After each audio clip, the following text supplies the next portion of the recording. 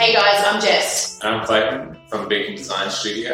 And we're here today to answer all your questions from the Bright Ideas series. Okay, so let's move into the heart of the home and look at some questions we've received about how to approach kitchen lighting.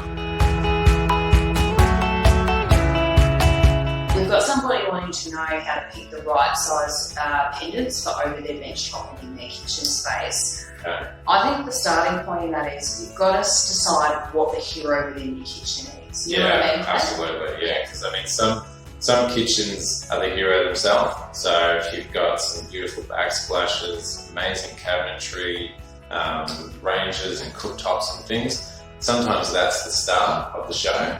So you don't necessarily want to add something a little overpowering or overbearing that's going to either overshadow all of that beautiful stuff happening in the background or potentially block it out completely if you're using something of a large scale that's not giving you any clear sight line through it. It can sort of hinder that whole layout.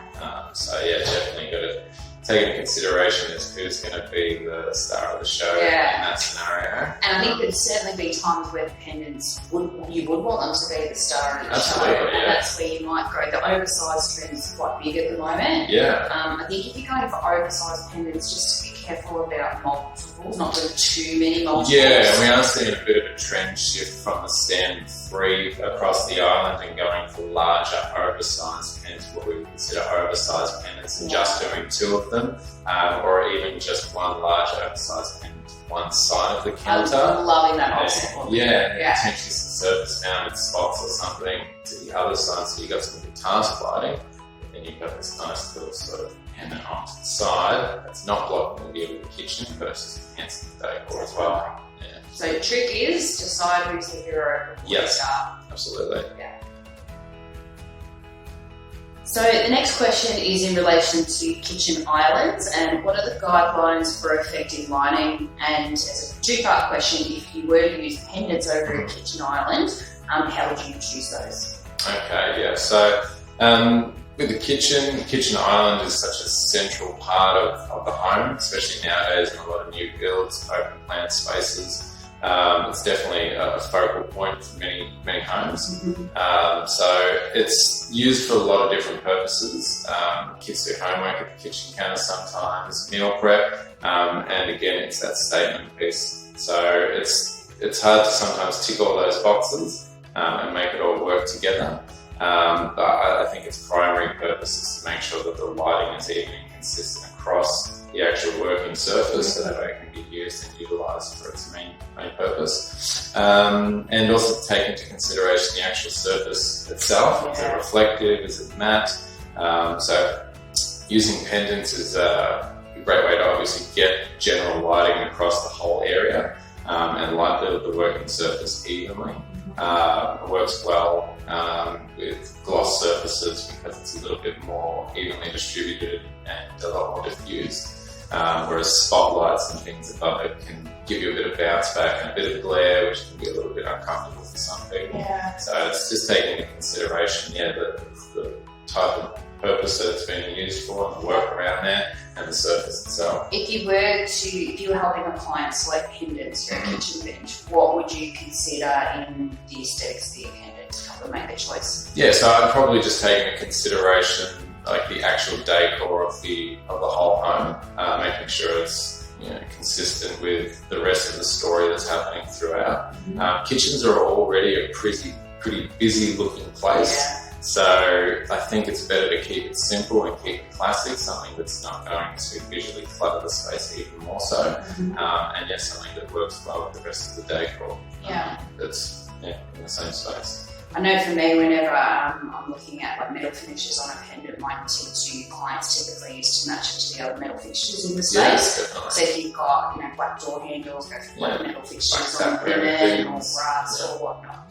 I think the one other thing to consider from a kitchen perspective is if you're not going to put pendants and say you're just using down lights, is to consider the placement of those. A kitchen bench, I suppose, much like this table here, is a work surface, so you don't want the light behind you because what that's going to do is actually cast shadows. Your body will cut off the light into your work surface. Yes, definitely. So placement is very, very important for the kitchen counter, definitely.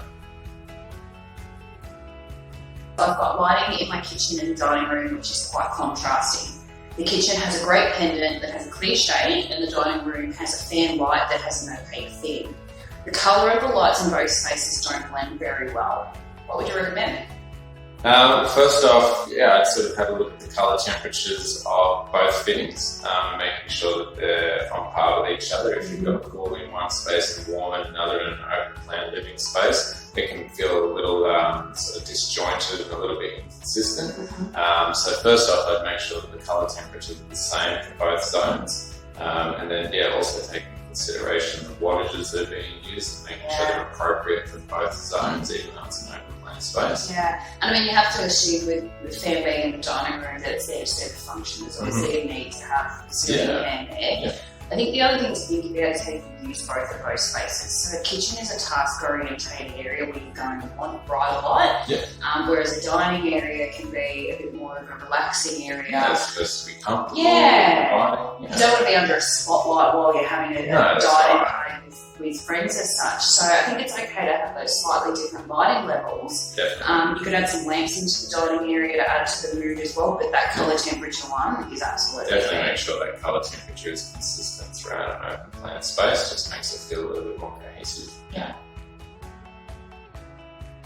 So the next question relates to another really popular form of kitchen lighting, which we're seeing more of, which is track lighting. Okay. What are some of the things you think somebody needs to consider if they're wanting to install track lighting in their kitchen? The first thing is power entry.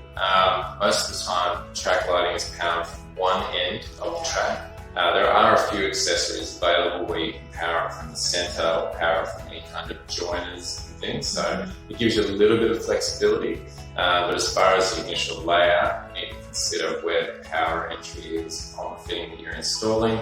So it's best to have a chat to your electrician prior to make sure that you can... To make sure they rough in. Exactly, and that it can be roughed in that location. If you've got a concrete ceiling, it's not easy to run cabling through concrete. They usually have to run a conduit or something like that on the ceiling. So it's always best to consult your electrical contractor first before you sort of go down that road. Definitely come and have a chat to the staff at Beacon and the lighting designers to make sure that you're aware of all the options available in track lighting systems. It's a good point talking about the options, because I think there's two main different types of tracks. There's fixed track, where the heads are fixed on the bar essentially, and then you've got the 12-volt track systems, which can basically be custom made to you can move the heads across. Which one would you recommend for a kitchen? I like the customizable 12-volt track because it gives you so much more flexibility, so much more choices in actual spotlight fixtures as well. And you can add and remove as many as you need for the space. So depending on as the layout might change for your kitchen counter, if you're finding that there's schoolwork going on a lot there, or a certain area, put an extra one in for homework and stuff. So I just like the flexibility of it. So I think that's a much better choice to use. Excellent. Okay, that's it for today, guys. Thanks for spending time with us and sending through all those great questions. We really appreciated them. If you have any more questions about lighting, please feel free at any time to come in and speak to the experts at Beacon Lighting in any one of our stores, or you can jump online to our website or any one of our social channels, because here at Beacon, we're here to help you live brighter. Thanks. Thanks, Clayton.